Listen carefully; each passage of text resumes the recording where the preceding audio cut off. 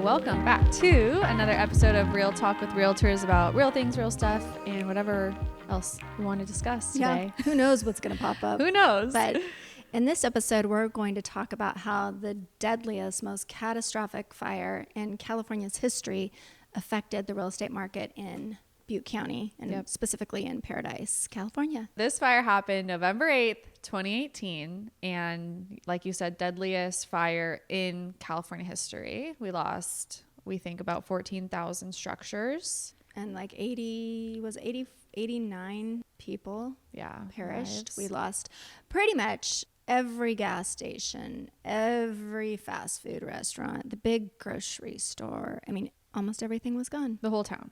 Yeah. And then that had a huge effect on our real estate market here in Chico, as well as the now, since then, since homes have been rebuilt, the real estate market in Paradise, obviously. So with Chico, I mean, we've talked about this before, but the day of the fire, we roughly had 250 homes for sale. Within 10 days, we had 50. Prices were going crazy, and we told everybody that they were overpaying. Turns out they weren't. We were wrong because the prices did continue to go up despite the fire. Little did we know. Right. Little did we know. But let's, fast forward 5 years, almost 4.5 years. So we're coming up on We're 5 coming year up on anniversary. 5 years. And, I know I've been up there more this year and part of last year than I have in a really long time. I think that what we're hearing is some people don't like living in Idaho. There is snow there. There's snow, and if you grew up in California, you are not used to that. I mean, Paradise has snow a little bit, but nothing like Idaho. No. So I don't have any stats, but I am hearing some folks are moving back. Yeah. Because when the fire happened, all those people needed to move. So they either went to Chico, they went to where they decided they wanted to retire one day. It's kind of like they just were like, well, we might as well go now.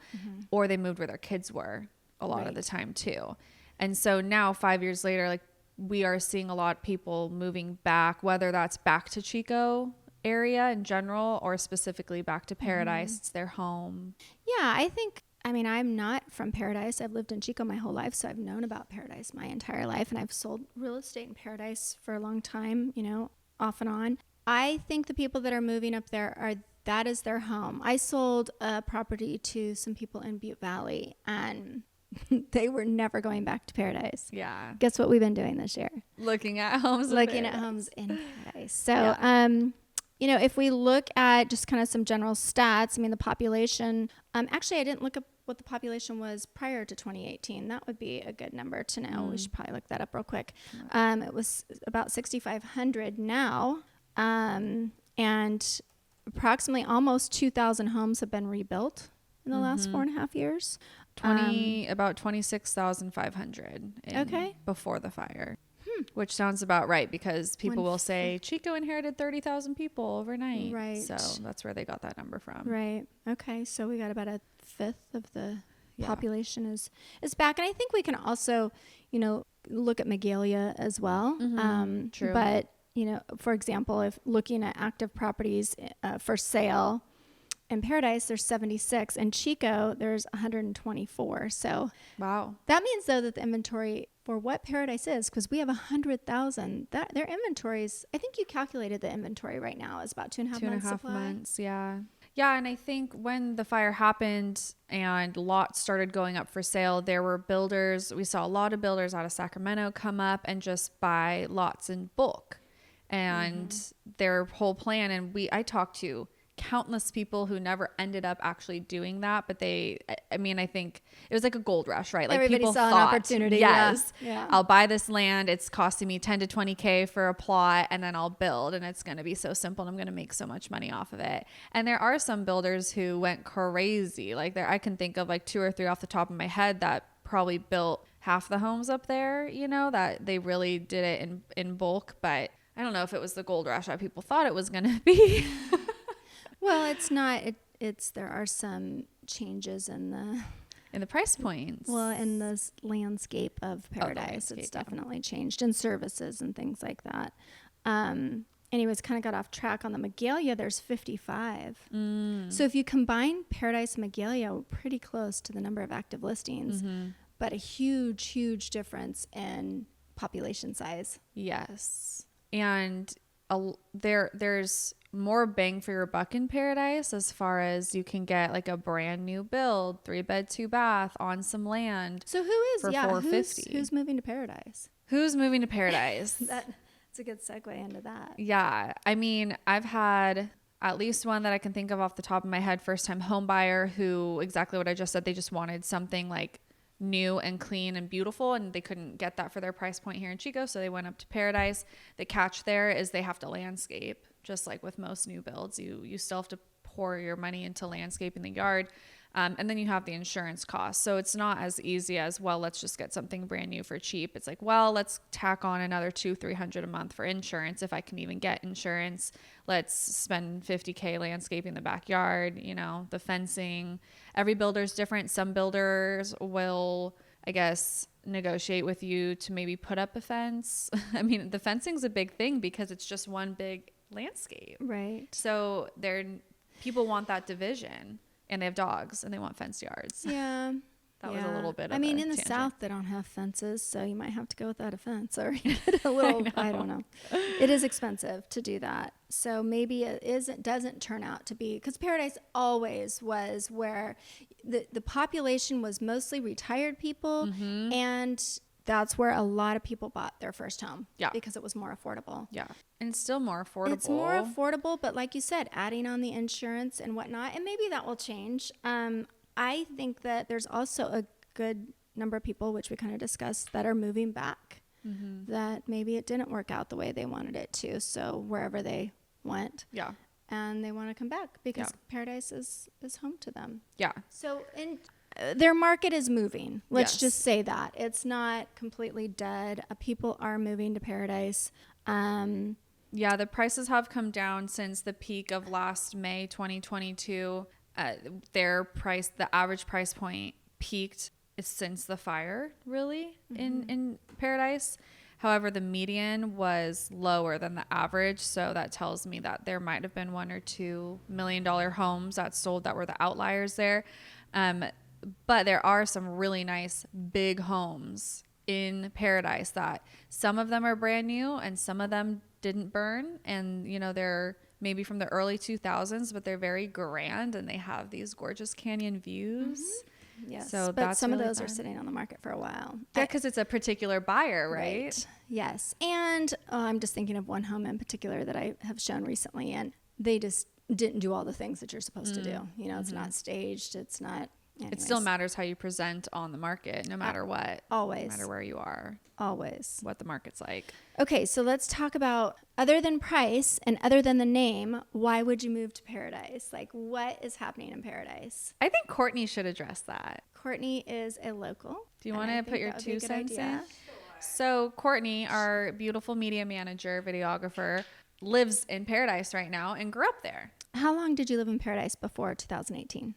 Okay, let's see. So I'm 28 and I've lived in Paradise for probably 24 years, 25 years, So most roughly of of your my life. life. Most of And your part life. of that time was just in Chico in college. So I was basically still local in Paradise. After the fire, obviously you went to your home with your parents and you looked at some of the stuff that they had. I remember seeing that great video that you made, which I thought was really good. Oh, yeah. That was a good video. Thank you.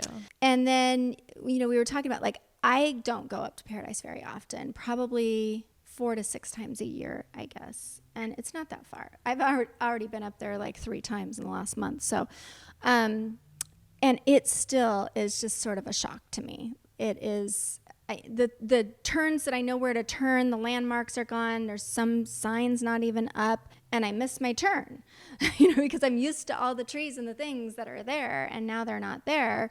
But you had mentioned that you kind of like felt that way at first, but now. Yeah. So Paradise definitely was known for its pine trees, and it lost a lot of its pine trees in the fire, which is not surprising.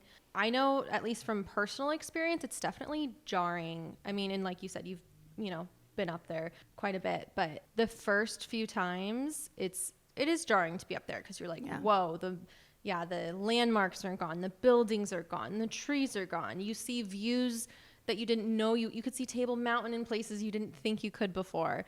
And I still talk to people, even though like it's been 4.5, 5 years now, if they don't come up to Paradise that often, they still come up and they're like, oh my God, it's so just desolate and bare, and they're just shocked. And I feel like I've lived in Paradise Magalia ever since the fire, and I think it takes like 100 times, if not more, of going back and forth and taking that drive up there to get even used to what it is now. And I guess if you've never been to Paradise before the fire, you wouldn't have to anything to get used to. You probably wouldn't think twice of it. You'd probably see like the fences around the pools. Yes. And some weird looking, with no houses.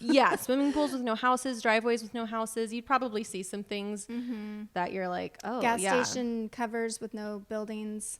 Yep. That's a big thing up there. That's where all the construction workers park their cars for protection.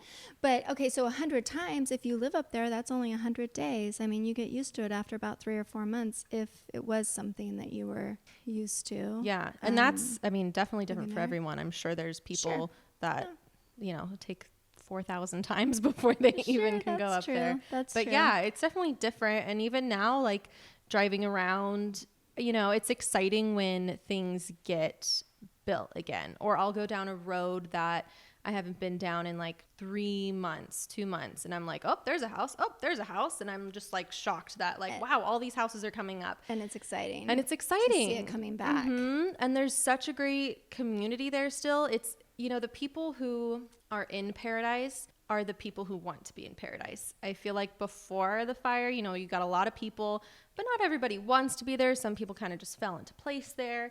Everybody who's there, I feel like intentionally made the decision to move back. And so there's a lot of really great people who are involved in the community, bringing the community back, trying to make it such a place where people don't want to leave.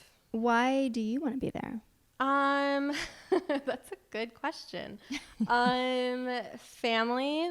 Yeah, that's big. First and foremost. And it does feel like home. I do feel like there's so much access to different things in Paradise. You still have a grocery store 2 minutes away with no traffic. And not anymore. Maybe some construction along the way. That's true. There's a lot of construction going on. But you have Paradise Lake, which is super close. You have the High Lakes, which is super close. You have Head Dam, which is super close. You have the bike path, which runs through all of town. I know being a part of the community, the gym I go to, Paradise Stronger, is very involved in community events and just really making it a place where people like to be. So that's another huge part of staying in Paradise because of the community. Because you can find another place with cool outdoors stuff. I don't know. You could be in Chico and go to Upper Park. You can find that stuff. But community is a little harder to create. Or when you move somewhere, you don't really know what the community is like until you're established a little bit, and then you kind of get a feel for it. So there's a lot of community events coming back and a lot of good people. If you're involved in the community, there's a lot of good people out there. Well, and like you said, it feels like home. I mean, I feel the same way about Chico. I often go, wow, if I could just get out of California, just kidding. But I couldn't, even if I wanted to. Chico is my home. My family's here. My parents are here. So yes, I get why you want to be there, because it feels like home. You've been there most of your entire life. So, and it's quiet. It's really quiet there. I was up there right before I came here for this podcast, and it's quiet. It's quiet, but there's still activity. Okay. Well, thanks for your 2 cents. It really means a lot coming from a local. And hey, if you're thinking maybe I do want to move back up to Paradise or explore the idea, or what can I buy in Paradise that fits my budget? Of the Lappins team. Message us.